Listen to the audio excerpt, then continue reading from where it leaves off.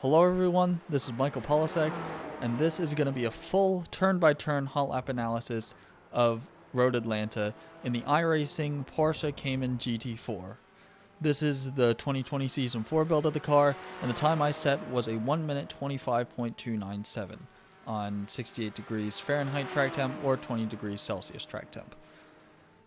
This track here is very, very hard to get right. There's plenty of bumps, plenty of very tricky corner sequences, blind corners, and plenty of corners that the car just really does not like, as you can see there with the car bouncing. The bouncy car and the relatively faulty ABS system that this car has are going to be your two main enemies around here. And a fast lap here requires a very loose setup, and you should feel like you're barely in control every single corner, whether it's meeting the front tire adhesion limit or sliding out the rears, as you'll see later on when we go into the corner-by-corner analysis. There's a lot of cool things that you can do with this car, and there's plenty of different possibilities to setting a fast lap, but just chaining it all together is not the easiest thing in the world. So with that, we're going to be going through a quick overview where I'll just be talking through corner by corner very briefly while the lap plays at full speed. So sit back, relax, and enjoy. Hello everyone, this is Michael Polisek, and this is a quick hot lap of Road Atlanta in the Porsche Cayman GT4. So we're now on the front straight right now, getting ready to brake for turn 1. So we trail brake all the way to the apex, then we get hard on the power, using the throttle to help steer the back end around the corner, getting ready for turn 2. We throw the car in with plenty of speed, then we throw the car over to the right, smashing the right-hand curb to cut the corner as much as possible to get ready for the S's. We're modulating our throttle here to keep the back end sliding and to keep grip on those front tires to get ready for the corner coming out of the S's. We barely just brush the curb on the left, then we take all the exit runoff that we can to keep as much speed as possible to get down the short straight as fast as possible. Then we're throwing the car into this banked 90-degree corner, trail brake on the apex, and then get hard on the power.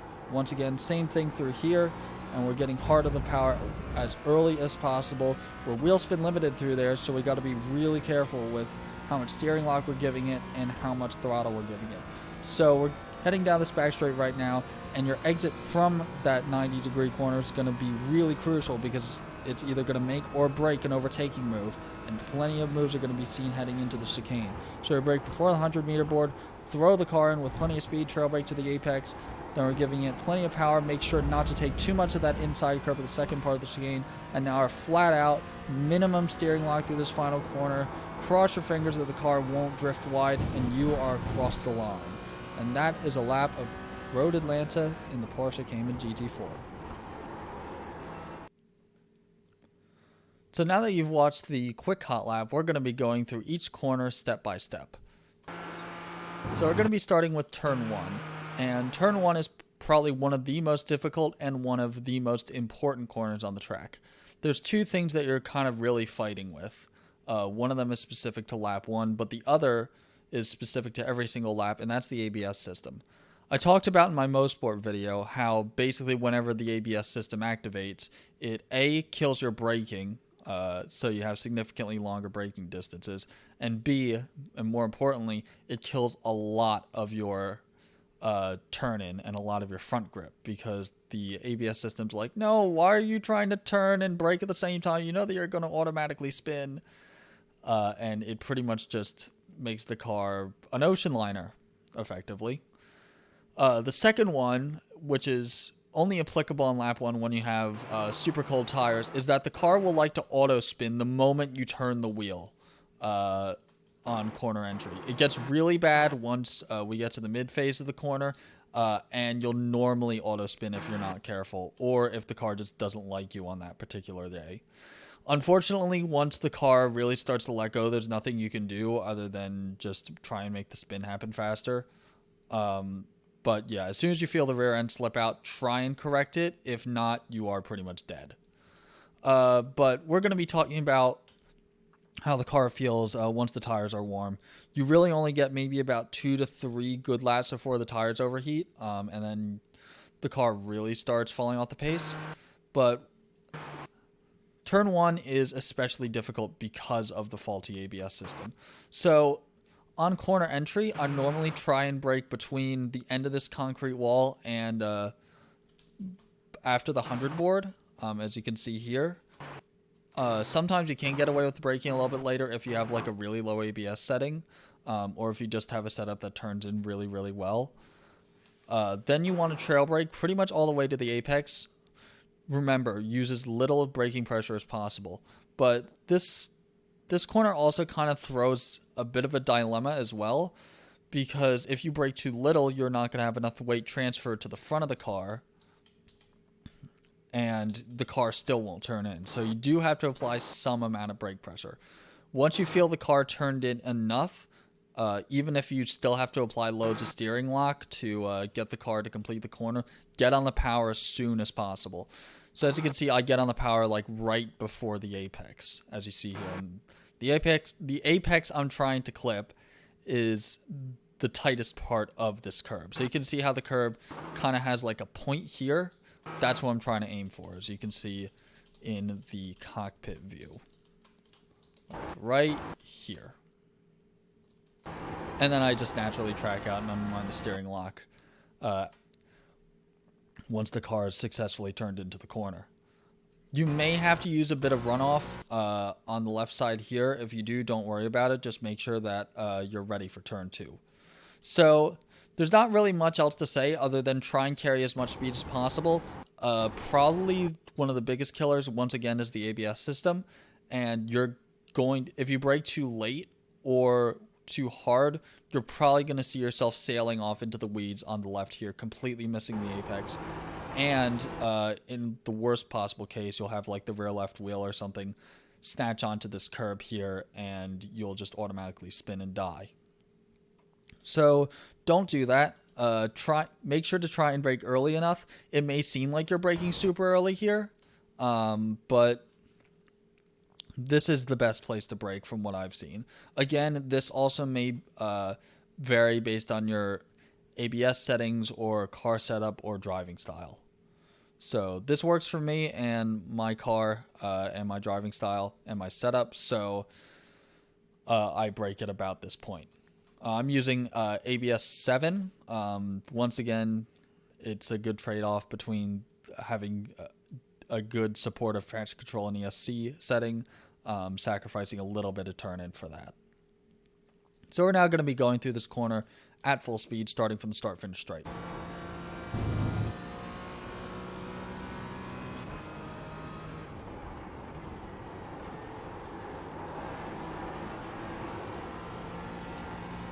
And now we're going to be going through it slow motion. So as you can see here, brake after the 100-meter board before the end of the concrete wall, trail brake all the way to just before the apex, and then get on the power as soon as possible. Best case scenario is if your car's rear traction limited, as it should be, you should feel the back end starting to swing around a little bit, and it'll help you pretty much throttle steer the car through the corner. So now we're heading up to turn 2, which is this. Well, I call turn 2 two different things. Turn 2 is this, which I'll call turn 2A, and then turn 2B is this blind right-hander. This is single-handedly probably the most difficult corner on the circuit, or corners, because this is a corner complex.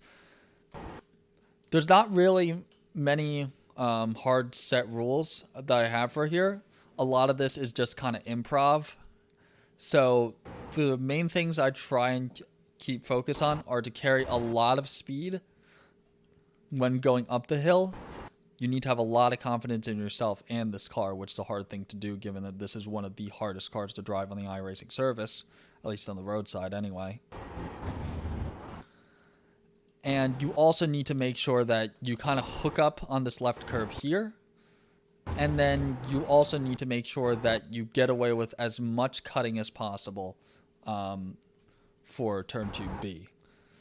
This is a really easy place to 1x because the track limits are so fine. So you really need to experiment and have a couple of good visual references as to where the corner is and how much you can cut it. This is a very inconsistent corner as well, just because it's kind of such a strange corner and there's very much no room for error. If you cut this too much, you'll probably gain time, but you'll 1x invalidate your lap and also potentially be really out of position for the S's below. And if you cut too little, you're just going to run out wide and then have a really, really bad time down the S's later. So as you can see, I try and carry as much speed as possible, using the brakes a little bit. I think this was a little bit of a panic brake back here. You saw the brake trace there a little bit. I think that was a bit of a mistake. But as you can see, I still managed to carry enough speed to hook onto this curb. The car will really like this curb. And then when you're ready, swing the car over, either by giving it a blip of the gas or just plenty of steering lock, and kind of pendulum the car around this corner, and get ready for the S's here. If it all goes well, you should feel the car start to kind of slide on the exit, and then this starts something really cool, which we'll cover in the next corner. So we're gonna once again, coming out of turn 1, we're going to be going through this section at full speed, and then we'll go through it again in slow motion.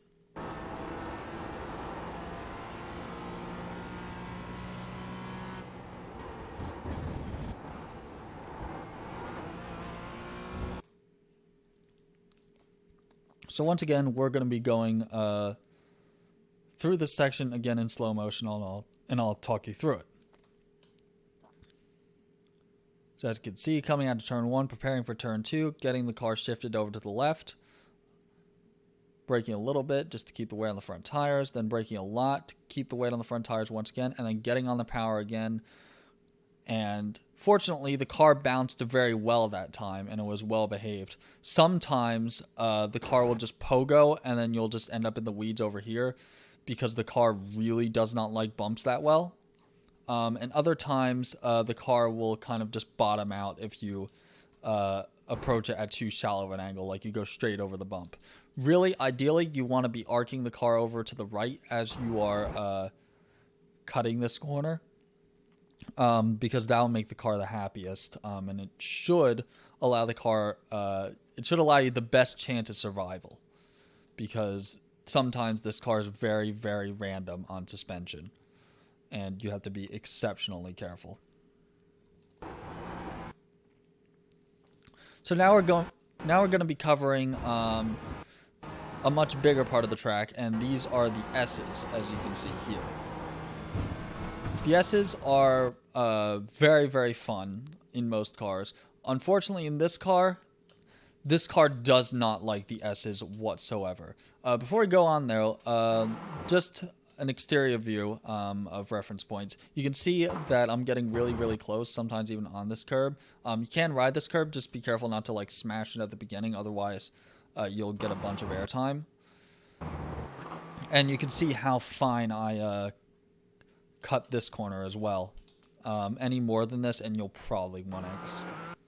But you can see how the car landed pretty nicely, just a couple of bounces, and nothing too bad. Now, remember when I told about when you should feel the car starting to slide a little bit on exit? Sometimes you do, sometimes you don't, but if you do find yourself sliding a little bit to the left on exit of this corner, then you can pretty much keep your foot in it, maybe lift off a little bit to help the rears grip up a little bit, but you can start like a little bit of a pendulum effect through the S's. So if you still have a tiny bit of rear slip through this corner here, you can kind of then just arc the car a little bit to the right by just having a couple steering inputs to the right, just like turn the wheel a tiny bit to the right, and then you'll be able to slide the car through here really, really nicely and carry plenty of speed. On this, I don't think I was able to do that, but maintaining grip is also a good possibility of carrying plenty of speed through here. I still think that sliding through here is still faster, but here's how you do it, maintaining grip. So I'm hard on the throttle now. I lift off a little bit to help the car keep turned in. Ideally, though, you want to be a bit over to the right side of the curb because there is less traction on this curb. It's still fine. It didn't really cost me that much time. But ideally, you want to be a bit further over to the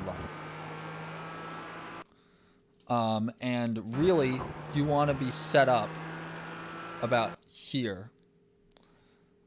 You don't really want to go all the way over to the left, just because then you might not have enough time to shift over to the right. And this is where the pendulum effect comes in if you are sliding the car, because then you can lift off the throttle a tiny bit to allow yourself to change direction a little bit, and then get hard on the power again and take this section flat out. It's very sketchy, and through here, you should feel like you're barely in control of the car, like it's going to snap on you at any minute. If you feel like you're barely in control of the car and the delta graph is happy, then you're doing something right. Otherwise, you may be sliding the car a little bit too much, and you might have to play around with it a little bit until you get a happy medium. Once again, with this car, loose is fast. If you have a tight setup, you will not win, period. I've yet to find any evidence to the contrary, but loose is fast with this car. So, once again, going into the S's, you want to hit this curb. Nice and easy. Make sure you don't hit it too violently, otherwise you might end up bouncing into the grass here. But stay hard on the power. Here, I actually clip the grass a little bit. You could actually clip the grass a little bit more, but you really want to straddle this curb as much as you can. Just make sure you don't 1X. But this costs you no time, shortens the corner a little bit, and also allows you for a better setup into this next corner here, which is diverging the short circuit from the full circuit. So with that said, we are now going to be going to cockpit view, and we're going to be showing from turn 2 all the way to the S's. So here we are, hard on the brakes, then hard on the power again, lifting off a little bit to grip up the rears.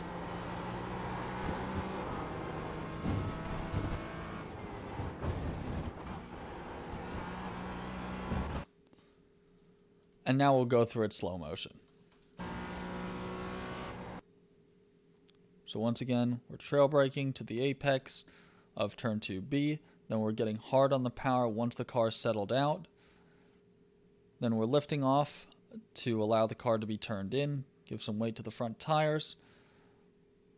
Then we're once again lifting off to allow the rears to grip up so we don't completely spin. Then we're now full throttle, clip the grass on the left. Once again, stay hard in it, and now we're going to be on the brakes for the diverge. So this corner here is, again, very challenging with this car because this car absolutely hates bumps. And every single time that you attack this corner, you may find yourself doing different depending on what the car feels like doing that day. The car is very, very random through here, and don't expect it to behave the same time until you've done plenty of laps here. Eventually, you'll get a general idea of what the car is going to be doing through here. But even then, you should still stay on your toes. In a racing environment, especially for like longer 1 hour, 2 hour races, it may be wise around this track to use a little bit of caution. So in a full hot lap scenario, though, I don't really have any specified braking point for this corner.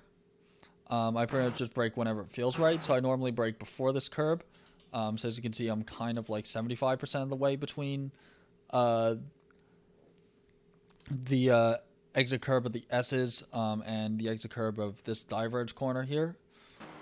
But I'm on the brakes now. I really only trail brake pretty aggressively, actually, all the way to the apex. And once the car's turned in, I get on the power as soon as possible and pretty smoothly, because the car's bouncing a lot through here. So you can't really apply too much power, otherwise you're just going to go off either into the weeds, spin, or you'll have a really bad time exiting the corner because there's plenty of bumps here that the car does not like. There's not many reference points around here, so you're ideally, you're just going to have to figure it out and see what happens. So as you can see, I'm on the brakes here. I'm trail braking pretty aggressively and trying to scrub off a bit of speed. Trail braking to the apex, and then once again, hard on the power. And these are the bumps here that I'm talking about. Make sure you don't go too far into the grass here, well, the sand. Otherwise, you will 1x and invalidate your lap. And make sure you stay as far left as possible. You can still go over the white line. Just be careful, because the further right you go, the worse the bumps are going to be, and those are going to kill your exit speed. You should really feel like that you're driving a fast, bouncy castle exiting this corner, because this is kind of really the real suspension test for this car. But once you exit this corner, congratulations, you have survived probably the most difficult part of the circuit. Until one more corner, that's probably just as difficult. We're going to be going in cockpit view now, and once again, we're going to be showing the exit of the S's all the way to the diverge corner. And once again, we're going to be going in full speed first, and then we're going to be doing it in slow motion.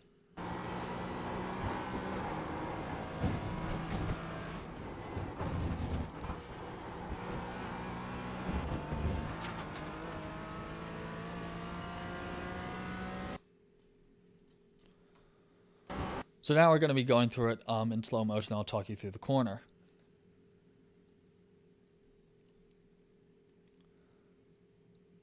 So as you can see now, we're pretty hard on the brakes, trying to scrub off speed. Now we're trail braking to the apex, applying partial throttle, then full throttle once the car settled out. And now we're just hanging on for dear life. And as you can see, the car is bucking and bouncing through there, but it eventually stabilizes. This was a very good run through here. In terms of the bumps, if you go out too far right, or if the car just doesn't like you, you'll really lose speed as the car kind of just crashes over the bumps. So that's that corner, and now we're going to be going down a short straight in preparation for this banked 90-degree right-hander here. This is probably as simple of a corner as you'll get on Road Atlanta. Road Atlanta is a very unique track because it has so many unique corner combinations. And that's kind of why I really like it, just because it's so different from everything else. And it's just a frantic, fast lap, basically, is what really is fast around here. So for this, I braked at about the 200-meter board. Fortunately, there's a conveniently painted white line there. And I'm braking pretty hard. Fortunately, the banking's going to help you carry a lot of speed into the corner. So pretty much just trust in the brakes, trust in the car. Trail brake pretty much to the apex as per usual, and then get on the power as soon as possible. Word of warning, do not brake too hard like turn 1, otherwise you're going to completely miss the corner, because the front end just will not turn in until you slow down to about 2 miles an hour. And make sure you don't brake too late, because the same thing will happen. It's very, very easy to get carried away in this car and approach a corner 1-2 miles an hour too fast, and that's going to kill your run and kill your exit speed. So other than that, it's a pretty bog standard corner. Just get on the power nice and early at about the apex, and then you can get on the power pretty hard once you feel the back end start to settle down. If you get on the power too soon, then you'll feel the rear end start to really slide out, and then you'll have to make corrections.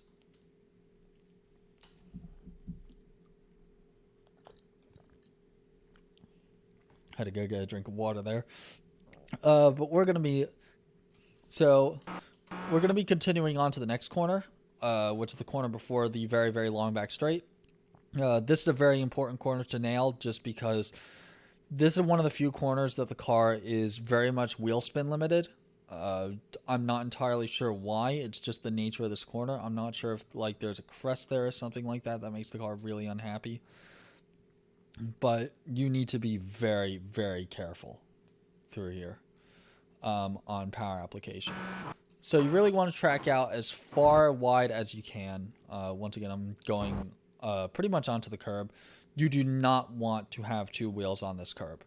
This is pretty much as far as you can go without compromising anything else. If you do end up with wheels on the curb, you'll probably have issues. Either the car's going to be really unstable for braking, you'll just auto spin in some direction, or you're just not going to be able to make the corner because there's no traction on this curb. So, like the corner before it, you want to trail brake. You want to trail brake a little bit just to scrub off the last of the speed and keep the wear on the front tires. And you want to slowly feed in the throttle. And then once you feel like you've successfully made the corner, you really want to balance the rear tire traction. Once again, thinking about the traction circle. And you really want to give up cornering power for acceleration power. And if you can, the more gradually you can do this and the more on the limit you can sense the car, the better it's going to be. And the faster you can take this corner. A couple words of warning. Do not hit this inside curb too much. Otherwise, you're going to pogo over to the left and the car is going to be very unhappy. And you're going to be very unhappy because you're going to lose a lot of time. Make sure you also don't go through this corner too fast or turn in too early or too late because you're going to be offline then. Especially if you go too fast, then you're not going to be able to put the power down too much. And stating the obvious, make sure you also don't put too much power down at once. Otherwise, you're going to get wheel spin and going to have to correct it. And then you're going to lose so much time going down this back straight. A tenth can be made or lost from a good exit to a great exit. Just because of how long this back straight is. So pretty much in summary, what you really want to be doing is you want to pretty much trail brake to get the car turned in. You don't really need trail brake all the way to the apex. But you want to then just ease on the power, once again unwinding the steering lock and asking the tires to do less tractive capacity, less cornering capacity, and more acceleration capacity as you leave the corner. And straighten the wheel as soon as possible so that you can get on the power nice and early. And once again, smoothly apply the power. Otherwise, you're going to be getting wheel spin, and you're going to have to gather that all back up. So as I said before, don't enter the corner too fast. Don't brake too late or too hard. And don't apply the power too hard because otherwise you're going to be getting wheel spin and you're going to be losing so much time. This is also going to be a really good place to set up overtaking maneuvers as well, just because you can draft past each other on the back straight. And this might also be a decent way to make up time on leading packs up ahead, unless they're doing the same strategy, where basically going down this back straight, we'll go back to those corners later, but going down this back straight, if a car behind is faster, you can just let them by, either lift off the throttle or just yield coming up to the chicane here. Or there's really not much else other than that. But pretty much you can just swap positions every lap and you can slowly make your way back up to the lead pack.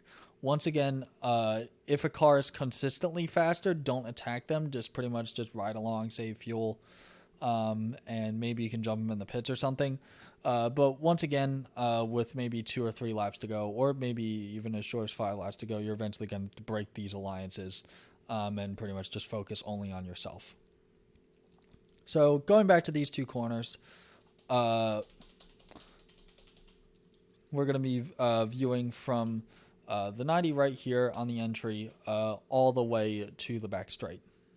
So we'll be playing in full speed first, and then we'll be playing it in slow motion.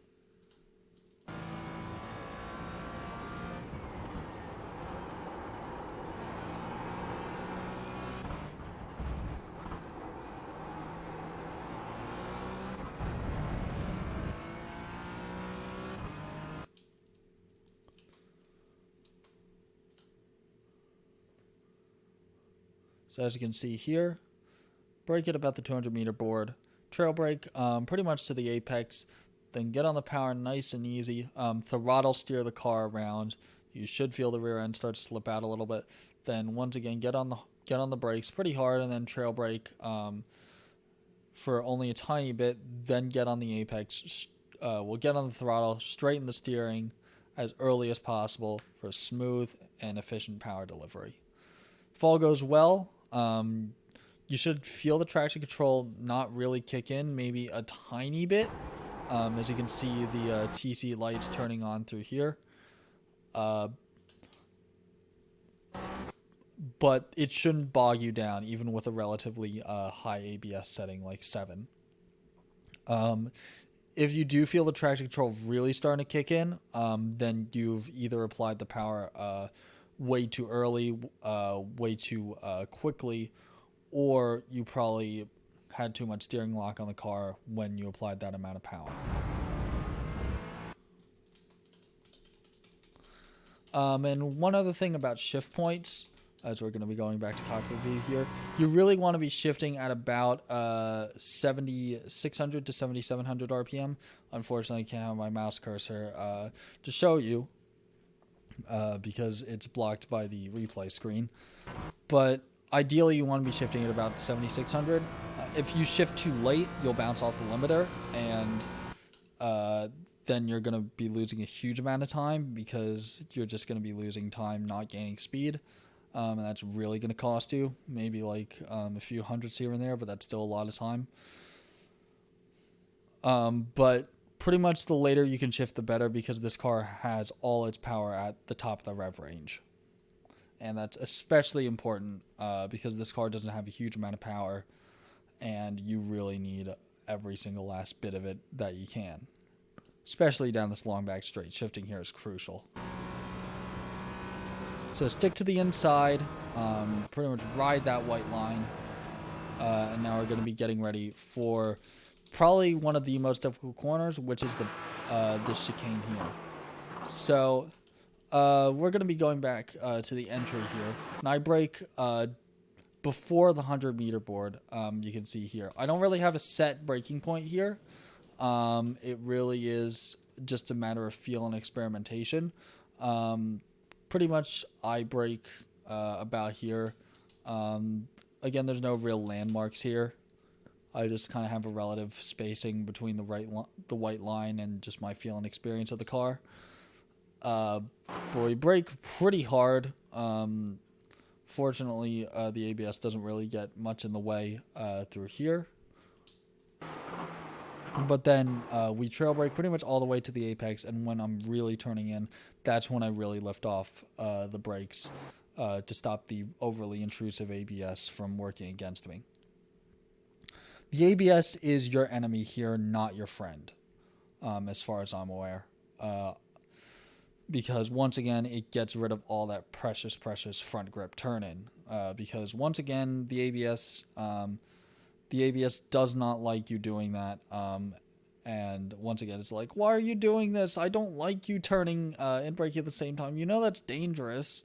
But you can shut it up for the most part if you use small amounts of brake pressure. But I do give it a good amount of steering lock. Fortunately, this car does tolerate that. It really tolerates large amounts of steering input. It doesn't tolerate excessive amounts of steering input, but this is still the most that you can get away with. Then I'm feathering on the throttle through here. I hustled the car a little bit by giving it a full throttle blip. And now we're going to be talking about the more crucial part of this corner, which is the second part of the chicane. Because while you can cut the first part of the chicane quite a bit, just make sure not to cut it too much, otherwise you'll 1x and you'll invalidate your lap. But this part here, you want to be mindful of a few things. You want to be mindful of your approach to the corner. That is, your exit out of here is really going to determine a lot of what happens here. So you want to sacrifice a little bit of exit speed here. You actually want to sacrifice quite a bit in order to set up a lot better for this corner here. The second thing is you want to have the car pretty much all the way turned in and ready to exit before you hit this final section of curb here. Because if you really have a direct hit here, then the car is going to have a bunch of really bad bounces. and then very bad things are going to happen because you can see here the car pogos a little bit, but fortunately I was able to save it. That's pretty much the most you can get away with and still drive pretty hard. But if you hit here, then very bad things happen. And then the car will pogo pretty much all the way in some random direction, usually over to the left into the grass, and you're going to have to lift and slow down a lot, and that's going to kill your lap, like literally. At best, probably like half a second to a second. Otherwise, you're normally just dead. And if that happens on lap 1, you are pretty much instantly dead. Because as I said before, in turn 1, lap 1 in a race situation with extremely cold tires is pretty much instant death. If you get any amount of rear slip, other than like the bare minimum, then you will probably instantly auto spin and die. And then the third thing is just be mindful of your throttle application. Mainly, I just like to throw the car in, using partial throttle to keep rear traction, while also kind of throttle steering the car. And pretty much I give a full throttle as early as possible. Hope for the best, cross your fingers, and hope the car really sorts itself out. You may have to do a bit of cleanup work here. You can use all this curb, and you really should use all this curb if you're carrying enough speed through the corner. So pretty much you just throw the car in and gather it back up. And then you really have to cross your fingers that hopefully your gathering back up doesn't cost you too much time. But you can see here I made a bit of a correction. And now we're going to be talking about the last 2 corners. So over this crest, stay hard on the power. Flat out through here, do not lift. And over here, stay hard, flat out on the power again. Don't lift like I did. And you're across the line. This corner here, this crest here is completely inconsequential. You do not need to worry about it at all because there's literally nothing you need to do other than just like aim for this apex here and then get ready to track out here to set up for this final corner. But this final corner here is pretty sketchy. Like most sport and most other tracks, this car will go from at least in a practice session, from very tight to very loose. And because this track requires you on sliding the car through a lot of corners, it is absolute torture on your tires, especially the rear left. So I'd expect the very tight to very loose balance to change within maybe about 5 laps, and it'll eventually settle down by maybe lap 6 or lap 7 to it being very, very bad and very oversteery, and you're not going to really be able to do much with it. But it's just a fact of life. There's not really much you can do other than just deal with it. But the first couple laps, you may actually have to lift if you feel the car understeering at around like here. Actually, no, at about here or so, you may need to find yourself lifting and correcting the car just so that you don't understeer off into the grass. And again, through here, minimum steering inputs. If you use too much steering lock, as you can see here, then very bad things are going to happen. One, you're going to lose too much time because the traction control is going to get very angry at you, trying to save you, and you're going to lose a huge amount of time. And 2, you may actually end up spinning. Like you may just end up with a wheel in the grass here, and then you're dead. Like if you don't try and save it pretty much immediately after that, you're dead. There's not really much you can do.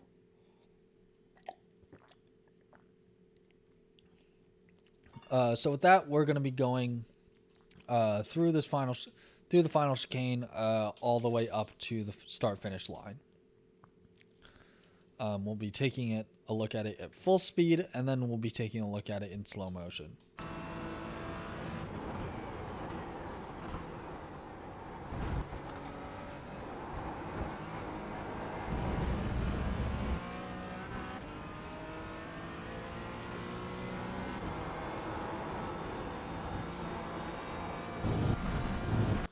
And now we'll be taking a look at it in slow motion.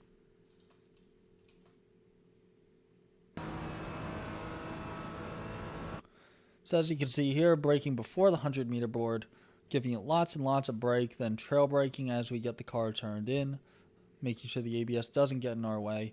Then we're going to be throttle steering, kind of penduluming the car around. Then we're throwing the car into the second part, making sure not to hit the final part of that inside curb, and then pretty much giving it full throttle and gathering it back up. Again, I want to stress the importance of not hitting this final part of the curb here, and making sure that you have a decent trajectory into this corner here. Do not hit this section here. Otherwise, you're gonna bounce. You're gonna bounce out wide, lose so much time, and bad things will happen. Or maybe if you found some sort of trick setup that allows you to do that, then go right ahead. Once again, your mileage may vary, but you have plenty of power. Gather it back up. And now we're going to be continuing our slow motion trip. Flat on the power through here. Minimum steering lock. Be very careful because you may need to lift later on as the car becomes more and more rear traction limited and you are across the line. So with that, we're now going to be taking a look at the full lap, and I'll stop talking for a little bit so you can watch the lap at full speed.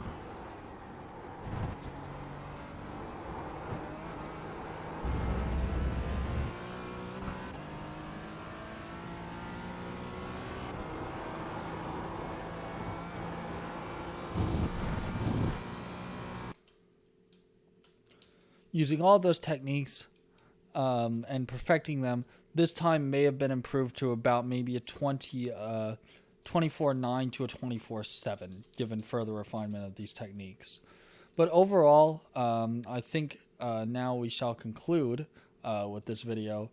But this track and this car combo is brutal. This car does not like the bumps at all with its very broken suspension and very bouncy suspension. The overheating tires are going to be throwing a lot at you very quickly past about lap 5 or so. So pretty much be expecting to pretty much catch the rear end at any point, especially coming through the S's, as you can see here. And pretty much you're not really driving this car. You're really kind of suggesting it what to do and then just hanging on for dear life, especially going through the S's and coming out of them as well. And overall, this lap is not easy. This car, this track, and trying to string together a good lap is very, very difficult.